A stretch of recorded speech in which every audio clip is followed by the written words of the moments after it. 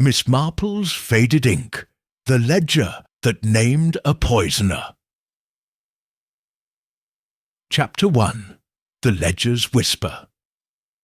The morning mist clung to the cobblestones of St. Mary Mead, softening the edges of the village like a watercolour painting. Miss Jane Marple sat by, her parlour window, her knitting needles clicking in a steady rhythm, though her sharp eyes were fixed on the world beyond the lace curtains. The postman's bicycle bell jingled faintly, and soon a soft thud announced the arrival of the day's mail. Among the usual letters and circulars was an oddity, a small brown paper parcel, unadorned save for a smudged postmark, and her name scrawled in uneven ink. Miss Marple set her knitting aside, her curiosity piqued.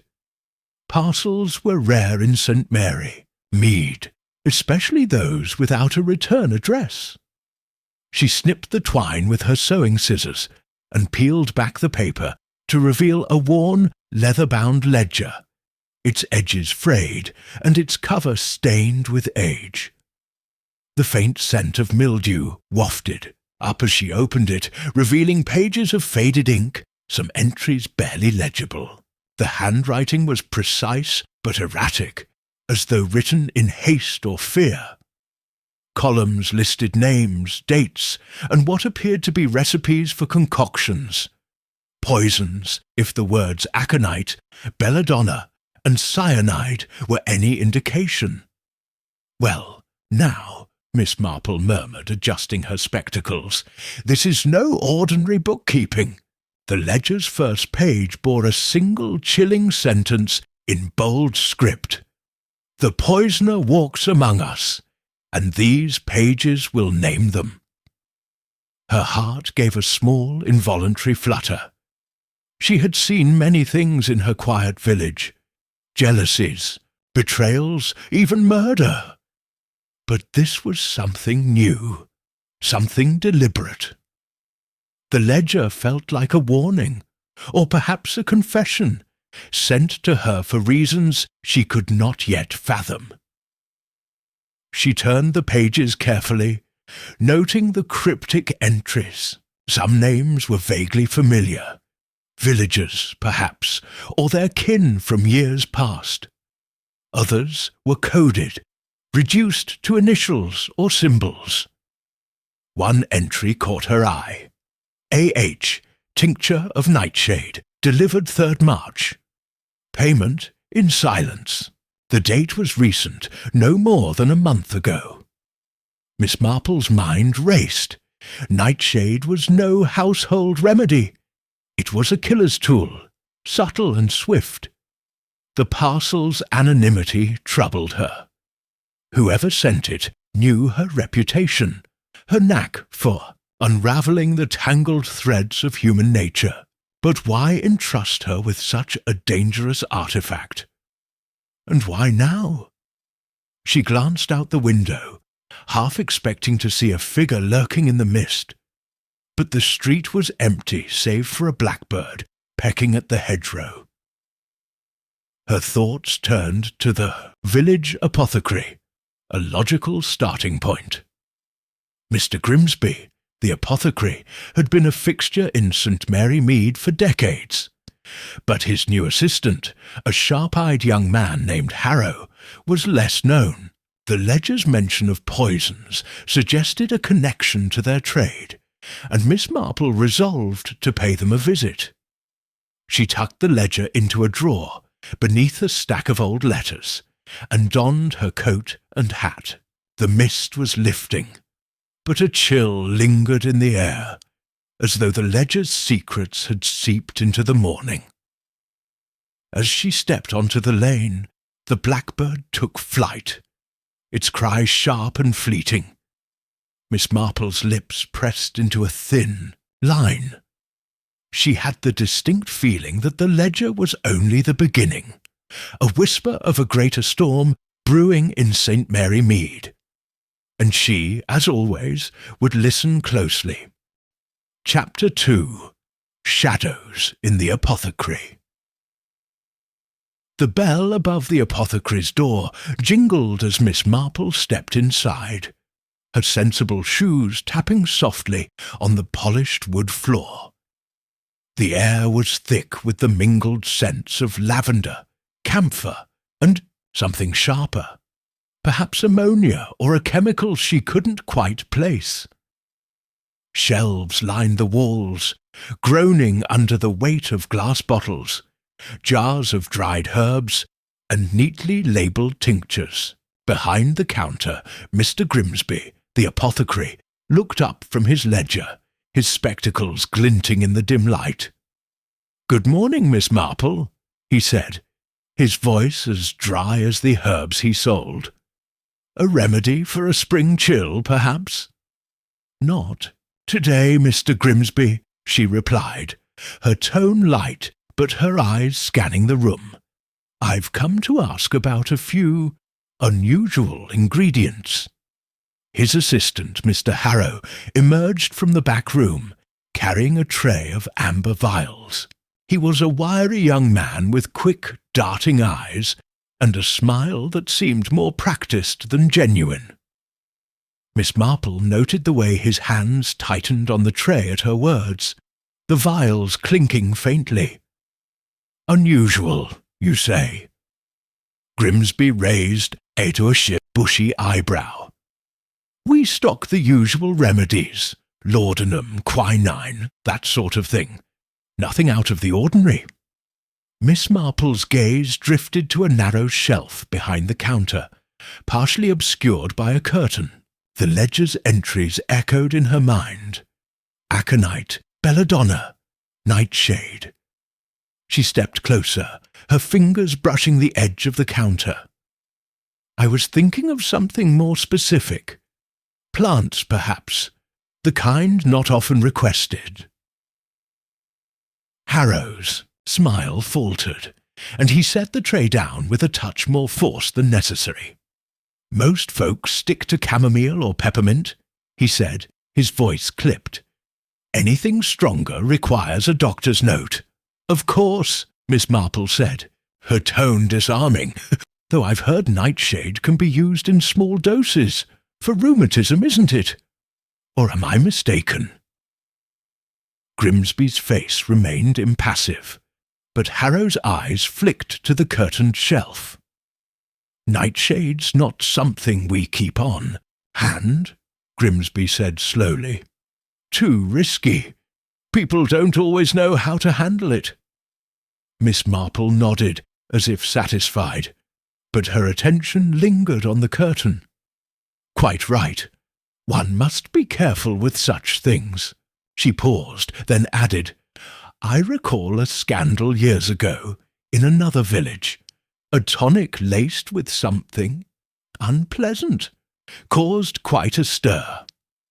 Grimsby's pen stilled, and Harrow busied himself rearranging the vials. The silence stretched, heavy, as the air in the shop. "That was before my time," Grimsby said at last, "and we're careful here, always have been." "Of course," Miss Marple said again, her smile gentle, but her mind sharp. She turned to leave, then paused at the door. "Oh, Mr. Harrow, I noticed you've a new sign outside. Special orders filled discreetly." What sort of orders might those be? Harrow's jaw tightened, but he answered smoothly. "Just custom blends, ma'am, for those with particular ailments." "I see," she said, and with a nod she stepped back into the street. The bell jingled behind her, a faint echo of warning. As she walked toward home, Miss Marple's thoughts churned. The ledger had pointed her here, and the apothecary held secrets, perhaps in that curtained shelf, perhaps in Harrow's guarded glances. She would need to tread carefully, for the shadows in the apothecary were deeper than they seemed. Chapter 3. The Vicar's Tea. The vicarage garden was a riot of colour, with roses and delphiniums basking in the afternoon sun. Miss Marple sat at a linen-draped table, her teacup balanced delicately in her hand, as the hum of polite conversation filled the air. The vicar, Mr. Clement, had outdone himself with this tea-party, a yearly affair to raise funds for the church roof. Villagers mingled, their laughter mingling with the clink of china. But Miss Marple's attention was elsewhere. On the ledger's cryptic warnings and the name that had caught her eye. Eldridge, infusion of belladonna, 10th April. Mrs. Eldridge, a wealthy widow with a penchant for dramatic hats, stood near the rose arbour, her laughter a touch too loud. She was a striking figure, her silver hair swept beneath a feathered creation, but Miss Marple noted the tremor in her hand as she lifted her teacup. The ledger's mention of belladonna, a poison that could kill or, in small doses, merely sicken, seemed to hover over her like a shadow. "Such a lovely spread," Miss Marple remarked to her neighbour, Mrs. Price, a notorious gossip with a knack for ferreting out secrets. "Mrs. Eldridge seems in high spirits today." Mrs. Price leaned closer, her voice dropping to a conspiratorial whisper. "Oh, she puts on a good show, but I've heard she's been poorly. Keeps to herself more than usual. And that new maid of hers, shifty, if you ask me." "Indeed?" Miss Marple's tone was mild, but her mind sharpened. Illness can be so unpredictable. A bad tonic, perhaps. Mrs. Price's eyes gleamed. "Funny you should say that. My cousin's girl works at the chemist's in Much Benham, and she swears Mrs. Eldridge ordered something odd last month. Wouldn't say what, but it came in a black bottle." Miss Marple filed the detail away, her gaze drifting to Mrs. Eldridge, who was now speaking animatedly with Mr. Harrow, the apothecary's assistant. His presence at the tea was unexpected, and the way he hovered near Mrs. Eldridge, his smile tight, set Miss Marple's instincts tingling. The ledger's entries flashed in her mind, names, poisons, and payments in silence. A sudden cry broke her thoughts. Across the lawn, young Miss Lucy, the vicar's niece, clutched her throat, her teacup tumbling to the grass. The crowd surged forward as she swayed, her face pale. "It burns," she gasped, before collapsing into her uncle's arms. Miss Marple was on her feet in an instant, her small frame weaving through the chaos. She knelt beside Lucy, noting the faint, bitter scent on the girl's breath. "Quickly," she said to the vicar, her voice calm but firm. "Send for Dr. Haydock, and save that teacup. Don't let anyone touch it." As the vicar rushed off, Miss Marple's eyes scanned the crowd. Mrs. Eldridge stood frozen, her hand pressed to her lips, while Harrow had vanished into the throng. The ledger's warning echoed in her mind. The poisoner walks among us. Someone at this tea had acted, and Miss Marple suspected the target was not Lucy, but someone closer to the ledger's secrets. She rose, her expression serene, but her resolve steely. The vicar's tea had turned bitter, and the truth, like the poison, was hidden in plain sight. Chapter 4. Ink and Secrets.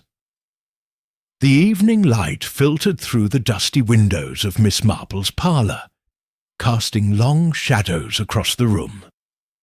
On her writing desk lay the mysterious ledger, its pages open to a particularly faint entry that had resisted her earlier scrutiny. Miss Marple adjusted her spectacles, her fingers tracing the barely legible script. The incident at the vicar's tea had sharpened her sense of urgency. Young Lucy was recovering, thanks to Dr. Haydock's swift intervention, but the bitter scent in her teacup suggested a deliberate act. The ledger held the key, and its secrets were proving stubborn. She had noticed a peculiar quality to some pages, where the ink seemed to fade unevenly, as though parts were written with a different substance. Recalling an old trick from her youth, Miss Marple decided to consult Miss Weatherby, a retired librarian who lived at the edge of St. Mary Mead. Miss Weatherby was known for her encyclopedic knowledge of obscure texts and her fondness for chemical curiosities, including invisible inks. Miss Marple tucked the ledger under her shawl and made her way to the librarian's cottage, a quaint dwelling overrun with ivy and books. Miss Weatherby greeted her with a warm, if slightly distracted smile, ushering her into a parlour cluttered with manuscripts and glass vials. "Jane, what a delight!" she exclaimed. "But I see that look in your eye. You've brought me a puzzle, haven't you?" "Indeed I have," Miss Marple replied, placing the ledger on the table. "This book is more than it seems. I suspect some entries are hidden, written in ink that requires encouragement to reveal itself." Miss Weatherby's eyes gleamed with interest. She examined the pages, muttering about lemon juice, heat, and ultraviolet light. "Let's try a gentle heat first," she decided, lighting a small spirit lamp. Holding a page near the flame, she warmed it carefully, and to Miss Marple's delight, faint brown script began to emerge. Words materialized like ghosts. "Order of the Saffron Vale, meeting 15th of April, midnight. The Poisoner's Pact renewed." "The Saffron Vale?" Miss Marple murmured, her mind racing. She recalled whispers from decades ago, rumours of a secret society in St. Mary Mead, a group of villagers bound by shared grudges and darker deeds. A poisoning case from that era had never been solved. The victim a wealthy landowner who died, clutching a saffron-dyed cloth. Miss Weatherby turned another page, revealing more hidden text. "Eldridge knows too much. Silence her, or the veil falls." The date matched the ledger's earlier mention of belladonna. Miss Marple's pulse quickened. Mrs. Eldridge's illness, the incident at the tea, were they attempts to silence her? And who was the author of this ledger, so brazenly documenting their plans?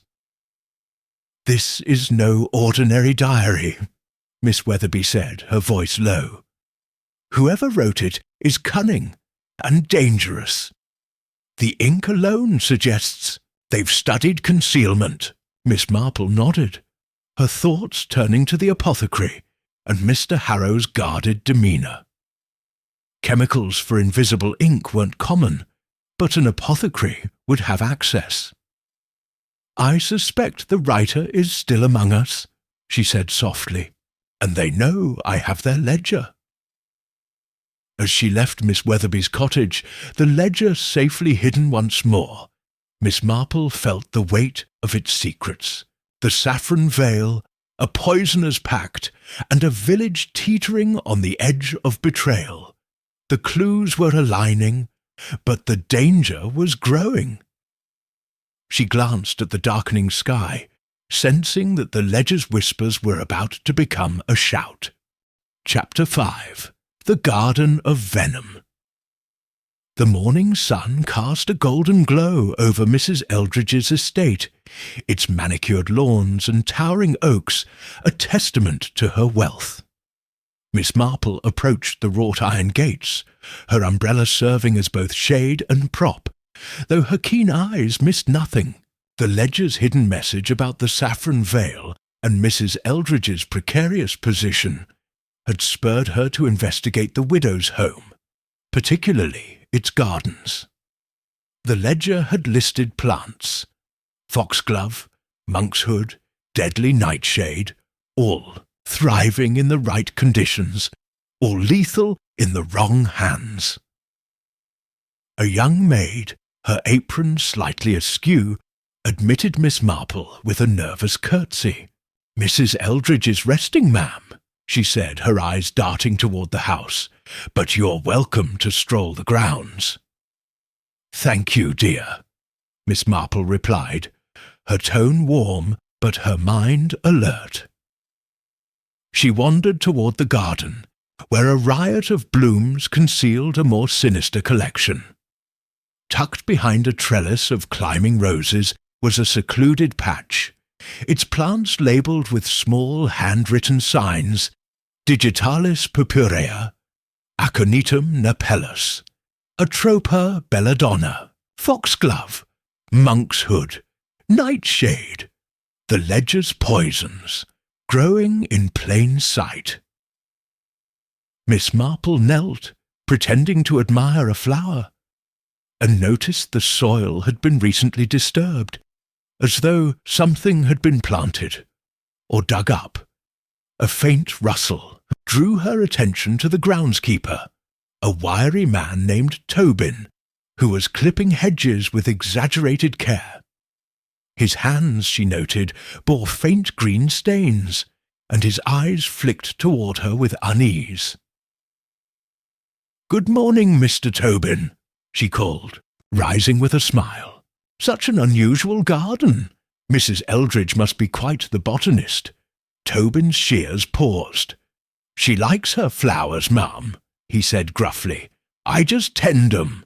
"These aren't ordinary flowers, though," Miss Marple said, her tone conversational. "Nightshade, for instance. I read it's used in medicines or mischief." Tobin's jaw tightened, and he turned back to his hedges. "Wouldn't know about that. I just do as I'm told." As Miss Marple continued her stroll, she spotted a torn scrap of paper caught in a thorn bush. She retrieved it carefully, recognizing the ledger's distinctive script: "Payment for AH, 12th April, monkshood delivered." The initials matched Mr. Harrow, the apothecary's assistant, and the date aligned with the ledger's earlier clues. But a page was missing, its jagged edge suggesting someone had torn it out in haste. A sudden sting on her hand made her gasp. A thorn had pricked her, and a faint numbness spread from the wound. She examined the bush, noting a sticky residue on its spines. Deliberate, perhaps, and laced with something toxic. Tobin was nowhere to be seen, but the maid's silhouette hovered at the house's window, watching. Miss Marple wrapped her hand in a handkerchief, her mind racing. The garden was no mere hobby. It was a poisoner's workshop, and someone, perhaps Tobin, perhaps Harrow, knew its secrets. Mrs. Eldridge's role remained unclear, but the ledger's warning about silencing her loomed large. As Miss Marple left the estate, the gates clanging, shut behind her, she felt the prick of danger as keenly as the thorn's sting.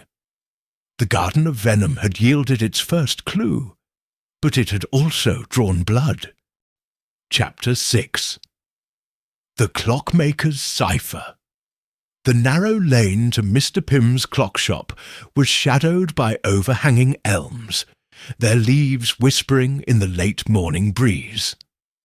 Miss Marple walked briskly, her bandaged hand a reminder of the poisoned thorn from Mrs. Eldridge's garden. The ledger's latest clue, deciphered with Miss Weatherby's help, had pointed to a symbol, a gear crossed with a quill, etched faintly beside an entry about monkshood.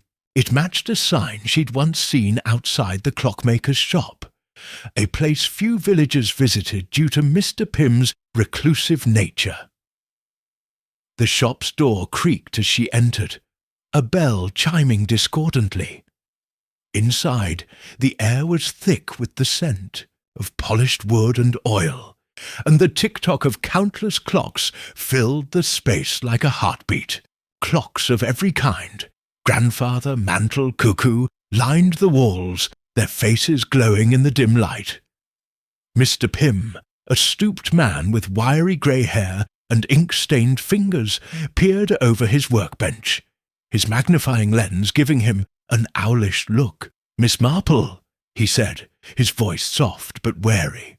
"Not often I get visitors. Trouble with a timepiece?" "Not quite," she replied, her smile disarming. "I've come about a symbol I saw, a gear and quill. It's rather curious, and I thought you might know its meaning." Pym's hands stilled, his lens dropping to his chest. "A symbol, you say?" He gestured to a cluttered shelf where brass gears and quills were arranged in an odd pattern. "Just decoration. Means nothing." Miss Marple stepped closer, her eyes catching a faint carving on the workbench, a perfect match for the ledger's symbol. "It's a fine coincidence, then," she said lightly. "I found it in an old book alongside some troubling notes about poisons and a group called the Saffron Veil." Pym's face paled, and he busied himself with a clock's gears, though his fingers trembled. "Old village tales," he muttered. "The Veil was just gossip, a feud among the gentry years ago. Nothing to do with me." But Miss Marple's gaze lingered on a locked drawer beneath the bench, its keyhole scratched as though recently forced. "A feud can leave long shadows," she said, "and symbols like clocks keep their secrets until the right moment." Pym's eyes met hers, sharp and searching, but before he could speak, the shop's back door slammed shut. Miss Marple glimpsed a shadow retreating through the grimy window, a figure too quick to identify. Pym's expression hardened, and he rose abruptly. "I've work to do, Miss Marple. Best you leave old stories alone." She nodded, sensing she'd pressed as far as she could. As she stepped outside, she noticed a scrap of paper wedged beneath the shop's doormat, its edge marked with the same gear and quill symbol. It read, "Midnight, 15th, Vale meets, Pym to deliver." The date was tomorrow. Miss Marple tucked the note into her reticule, her mind racing. Pym knew more than he admitted, and his shop was a nexus of the ledger's mysteries. But his sudden absence, she learned later that day, he'd vanished, leaving his shop locked, suggested fear or flight. The clockmaker's cipher had ticked closer to revealing the poisoner, but it had also set a dangerous countdown in motion. Chapter 7. Whispers at the Inn. The Blue Boar Inn glowed warmly against the evening chill, its windows spilling light onto the cobbled street. Miss Marple paused outside, her scarf drawn tight against the breeze, her thoughts still tangled with the clockmaker's sudden disappearance and the cryptic note about the Saffron Veil's midnight meeting. The ledger's entries had mentioned a traveller, tea-vial of aconite, 14th of April, to be collected at the Boar, and the date was yesterday. The inn, a hub for strangers passing through St. Mary Mead, was the next logical place to seek answers. Inside, the air was thick with the scent of ale and roasted meat. Villagers crowded the bar, their voices a low hum, but Miss Marple's attention fixed on a corner table where two men sat, their heads bent close. One, broad-shouldered and cloaked, clutched a small glass vial, its contents glinting amber in the lamplight. The other, lean and sharp-faced, gestured urgently, his voice too low to carry. She edged closer, settling at a nearby table with a cup of tea, her ears attuned to their whispers. Too risky now, the lean man hissed. The old woman's sniffing about. That ledger's trouble. Keep your nerve, the cloaked man growled, sliding the vial into his pocket. It's just one more job. Then we're clear. Miss Marple's pulse quickened. The ledger's reach was wider than she'd feared, and these men, strangers yet familiar with its secrets, were part of the poisoner's web. She sipped her tea, her expression serene, but her mind catalogued every detail. The cloaked man's scarred hand, the lean man's nervous tick, the vial's shape matching the apothecary's stock. Pretending to adjust her scarf, she glanced at the inn's guest book left open on the bar. A recent entry caught her eye. Thomas Vane arrived 13th April, room 4.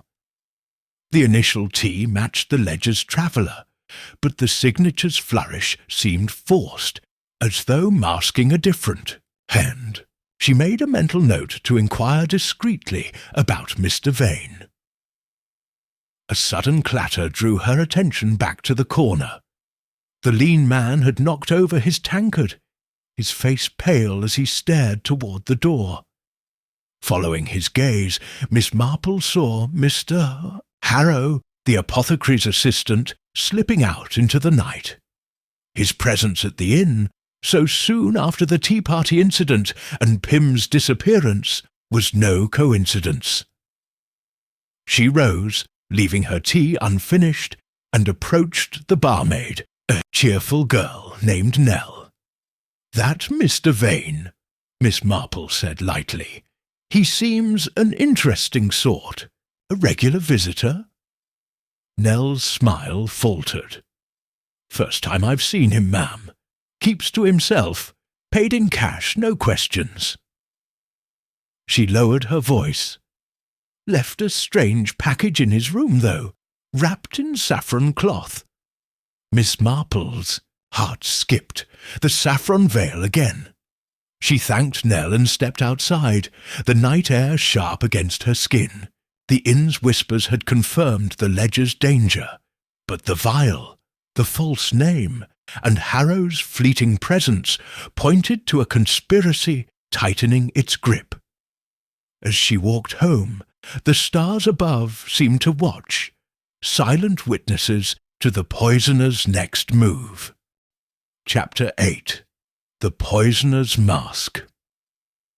The village fete bustled with life, the green swathed in bunting and the air alive with the chatter of St. Mary Mead's residents. Stalls offered jams, knitted scarves, and homemade lemonade, while children darted through the crowd, clutching toffee apples. Miss Marple stood near the cake stall, her eyes scanning the throng, the ledger's weight heavy in her thoughts. Its clues, Harrow's initials, the saffron veil, the traveller at the inn, had drawn a tightening net, and the fete, with its mingling villagers, felt like the perfect stage for the poisoner to strike. She spotted Mrs. Eldridge near the flower tent, her feathered hat bobbing as she laughed with the vicar. But Miss Marple's attention fixed on a figure lingering by the tombola. A woman in a plain grey shawl, her face half hidden by a bonnet. The ledger had described a suspect with a shadowed gait, and this woman moved with a deliberate, almost predatory caution. Her hand slipped into her basket, withdrawing a small paper packet, the kind used for sweets or powders. Miss Marple edged closer, pretending to admire a display of roses. The woman approached a group of children, offering the packet to a boy, who took it eagerly.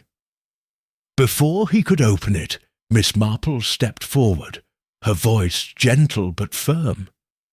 "Oh, my dear, those sweets look tempting, but let's check with your mother first." The woman froze, her eyes narrowing, but she recovered quickly, muttering about a mistake and retreating into the crowd. Miss Marple knelt by the boy, easing the packet from his hand.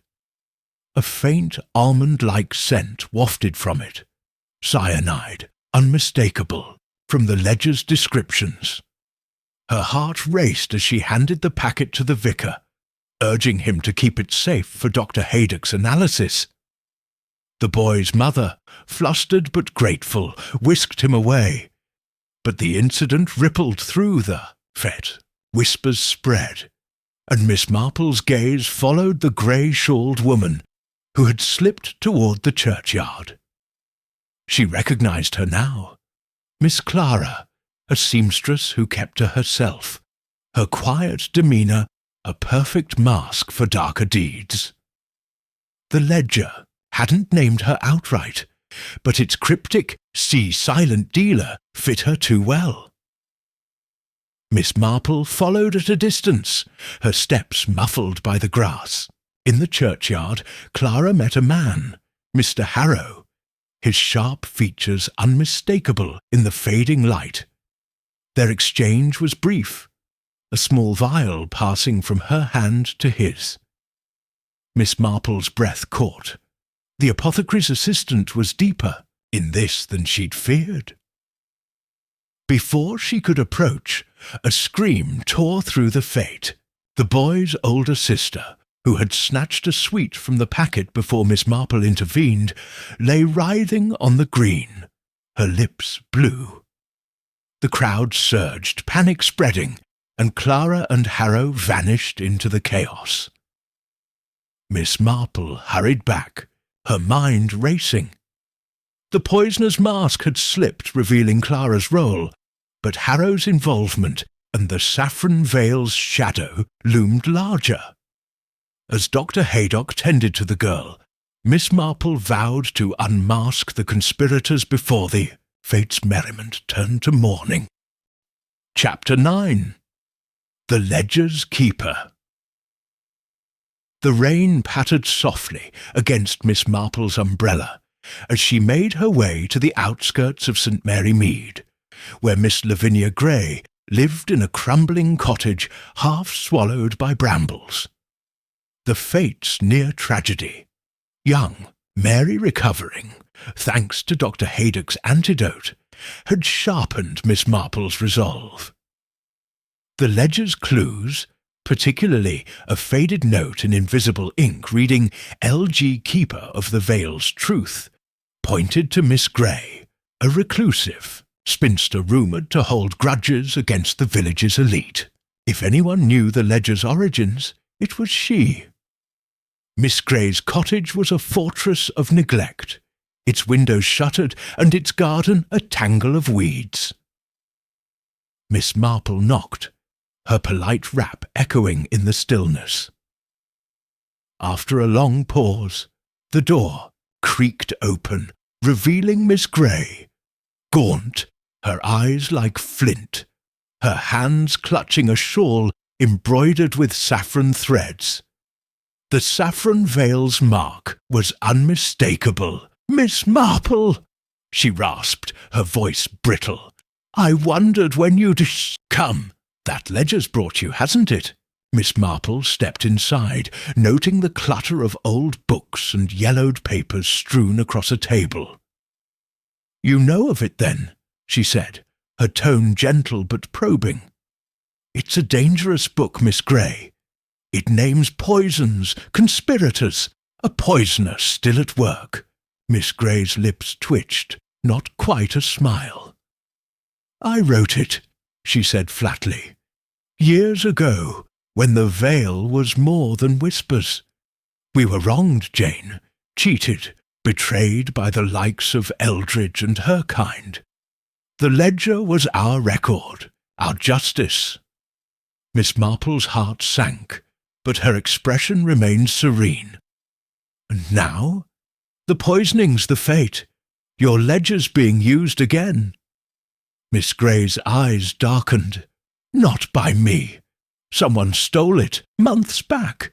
They're twisting our old plans, settling new scores. I warned them. The poisoner's return would ruin us all." She coughed, a dry rattling sound, and reached for a glass of water. But they didn't listen. "Who, Lavinia?" Miss Marple pressed, leaning forward. "Clara? Harrow? The traveller at the inn?" Miss Grey's hand trembled, spilling the water. "Look to the Vale's heart," she whispered. "The one who betrayed us then is betraying us now." Her voice faltered, and she slumped in her chair, her face ashen. Miss Marple rushed to her side, but Miss Grey's pulse was faint, her breath shallow. A faint bitter scent clung to the glass.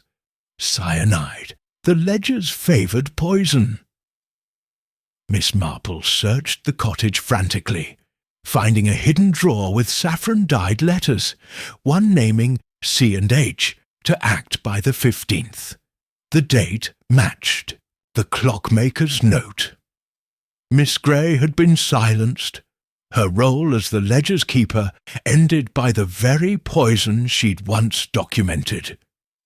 As Miss Marple summoned help, her mind raced. The Vale's heart was close, and the poisoner's net was tightening. She left the cottage, the rain heavier now, carrying the weight of Miss Grey's final warning. Chapter 10. The Parsonage Plot. The parsonage stood serene under a sky bruised with clouds, its ivy-clad walls a quiet contrast to the turmoil in Miss Marple's mind. Miss Grey's death, poisoned by cyanide, as Dr. Haydock confirmed, had cast a grim shadow over St. Mary Mead, and the Ledger's clues pointed ever closer to the heart of the Saffron Vale. A faint entry, uncovered by warming another page, had read, "Parsonage, 14th April. Vale's debt recorded.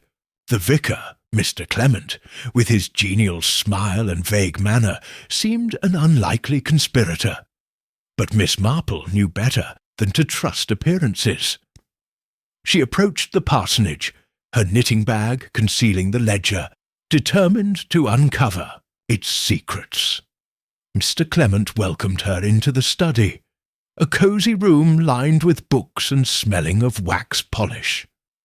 "Miss Marple, what a pleasure," he said, though his eyes flickered with unease. "Tea? Or perhaps you're here about the church? Roof fund?" "Not today, Vicar," she replied, settling into a chair.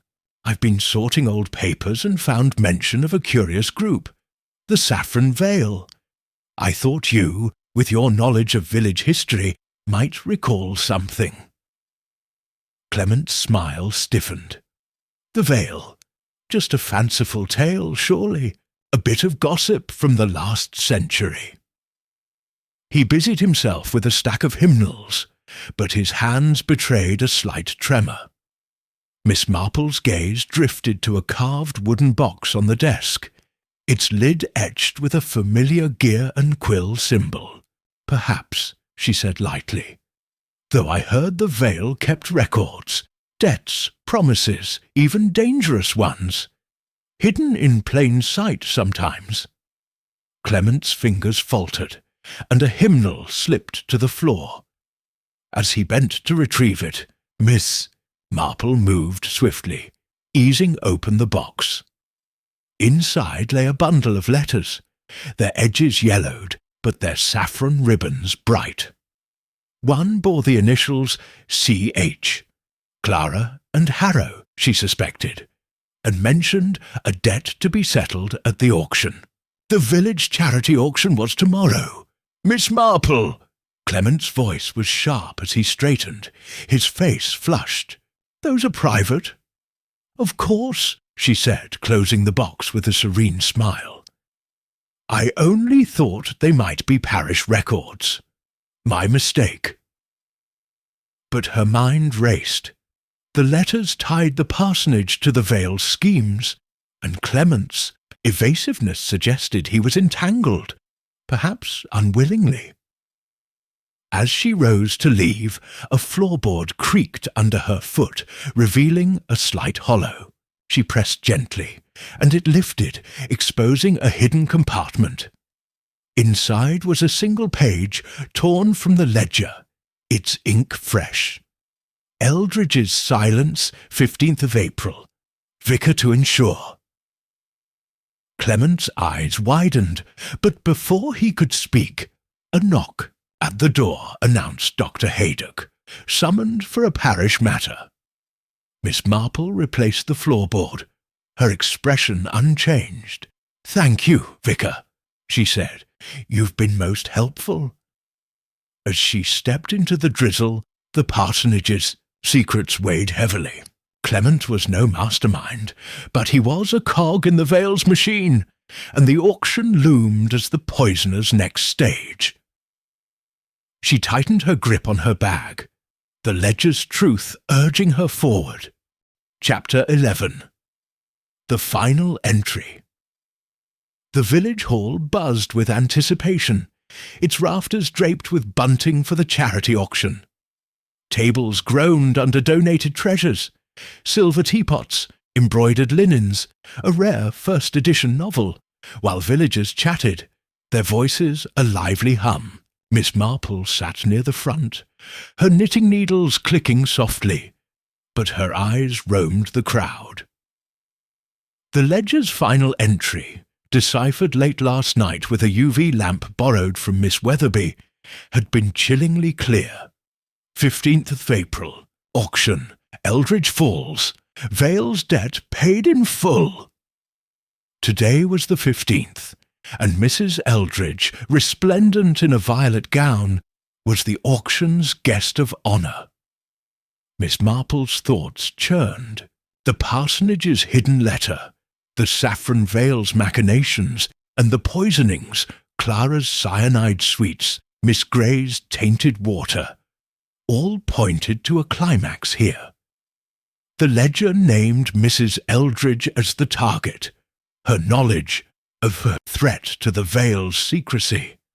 But who would strike? Clara, the seamstress, hovered near the refreshment table, her grey shawl replaced by a deceptively cheerful apron. Mr. Harrow, the apothecary's assistant, lingered by the door, his sharp eyes scanning the room. Even the vicar, Mr. Clement, was present, his smile strained as he greeted bidders. The auction began, with Mr. Grimsby, the apothecary, acting as auctioneer. His voice boomed as he presented a crystal decanter, its facets catching the light. "A fine piece, donated by Mrs. Eldridge herself," he announced. "Who'll start the bidding?" Miss Marple's gaze fixed on the decanter.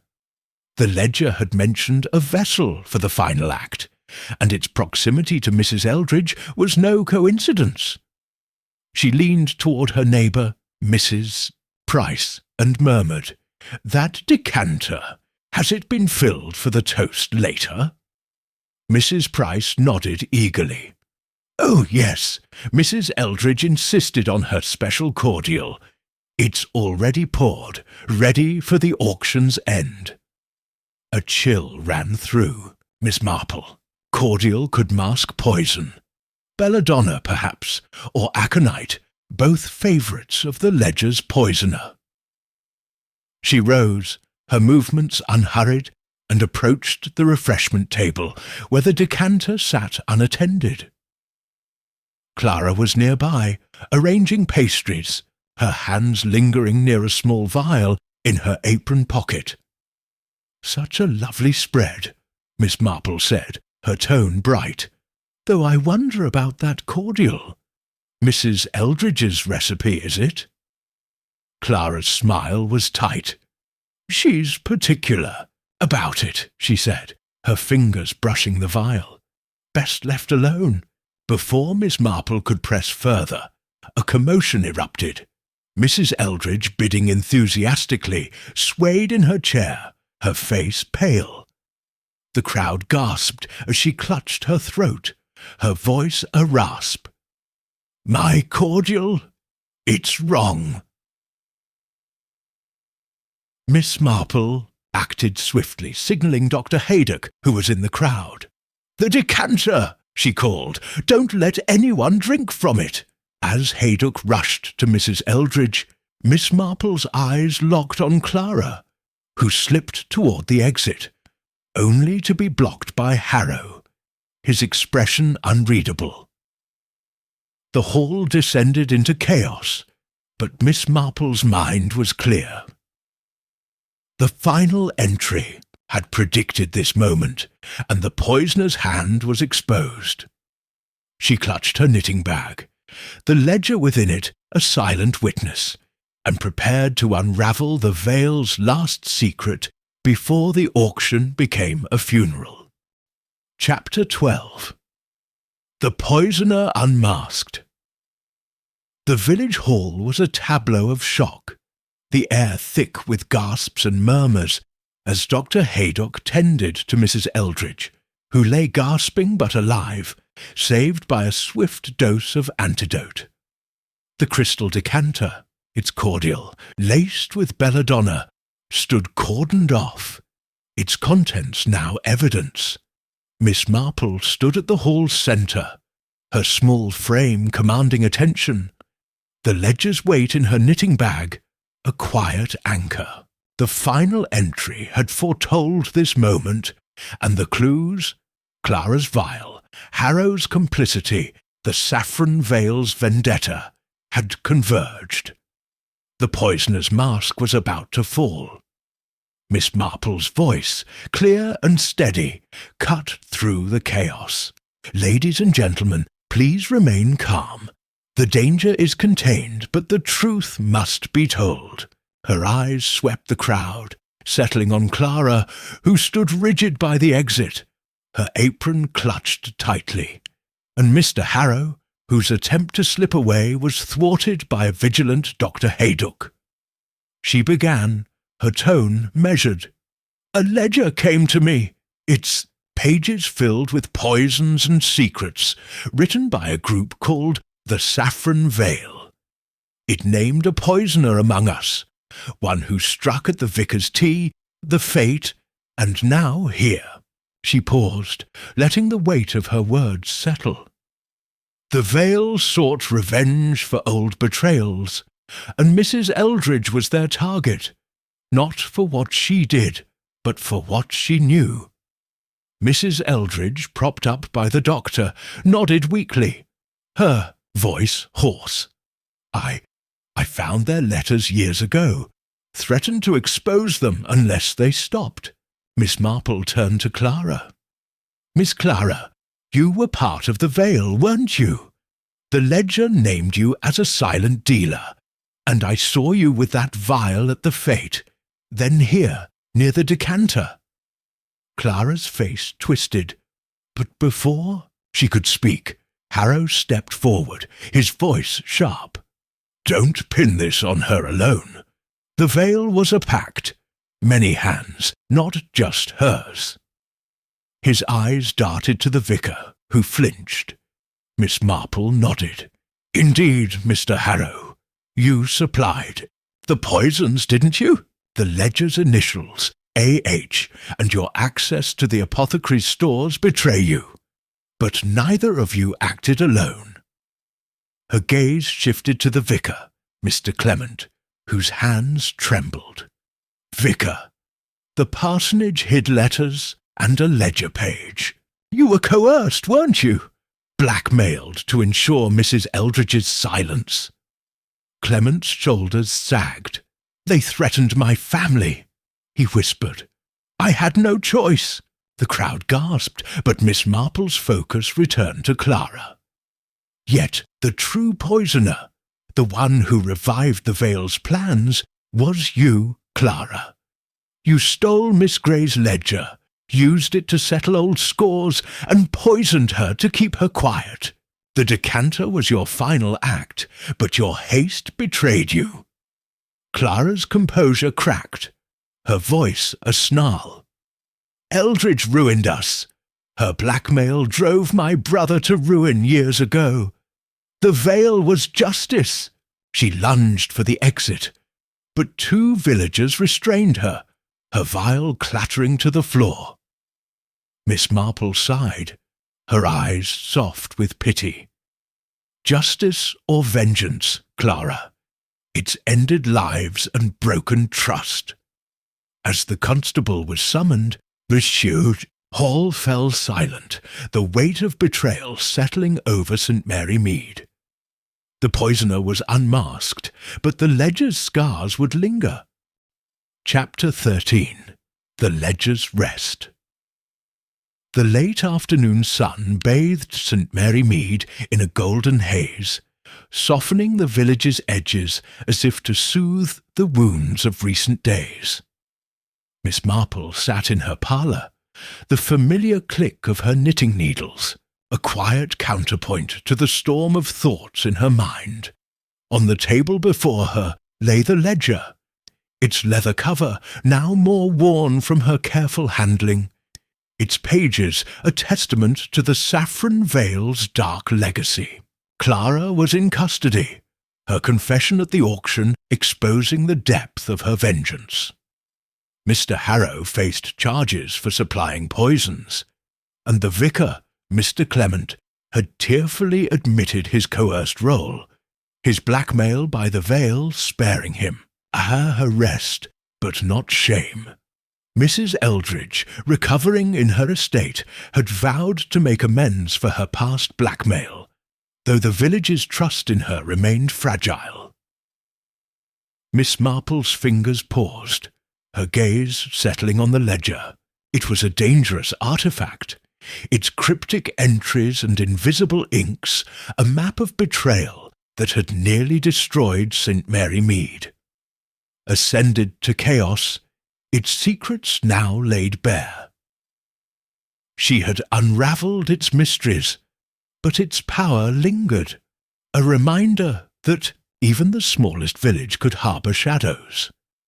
She knew it could not remain in careless hands, yet destroying it felt like erasing a piece of truth, however bitter. She rose, crossing to her writing desk, where a locked box awaited. With deliberate care, she placed the ledger inside, securing it with a small brass key. The box would go to her nephew, Raymond, a writer with a knack for discretion, who would store it in his London safe, far from prying eyes. It was not destruction, but rest, a safeguard against the ledger's secrets resurfacing. Outside, the village stirred with tentative normalcy. The apothecary shop had shuttered temporarily, Mr. Grimsby shaken by Harrow's betrayal. The vicarage buzzed with preparations for a new curate, Mr. Clement seeking redemption through service. Mrs. Eldridge's garden, once a venomous trap, was being replanted with roses under Tobin's contrite supervision. Even Miss Grey's cottage, now empty, was to be restored as a library, a nod to her love of books, if not her darker deeds. Miss Marple stepped onto her porch, the evening air, carrying the scent of lilacs. The blackbird from weeks ago perched on her gate, its song bright and unburdened. She smiled faintly, reflecting on the ledger's journey, from an anonymous parcel to the key that unmasked a poisoner. Clara's motive, rooted in a brother's, ruined decades ago, echoed the village's own history of grudges nursed in silence. Yet St. Mary Mead endured, its heart beating through shared cups of tea and whispered gossip, its resilience a quiet triumph. As she turned to go inside, her eye caught a faint mark on the ledger's final page, untouched until now. Under the UV lamp's glow, a new symbol emerged, a crescent moon, beside the words, "The veil sleeps, but does not die." Her breath caught. Was this a warning of another chapter, another secret waiting in the wings? She locked the box with a decisive click, her resolve firm. For now, the ledger would rest, But Miss Marple knew the village's peace was a fragile thing, and she would be ready when the next whisper came. The blackbird took flight, and Miss Marple closed the door, her knitting awaiting her St. Mary. Mead was quiet tonight, but its stories, like the ledger's ink, never truly faded.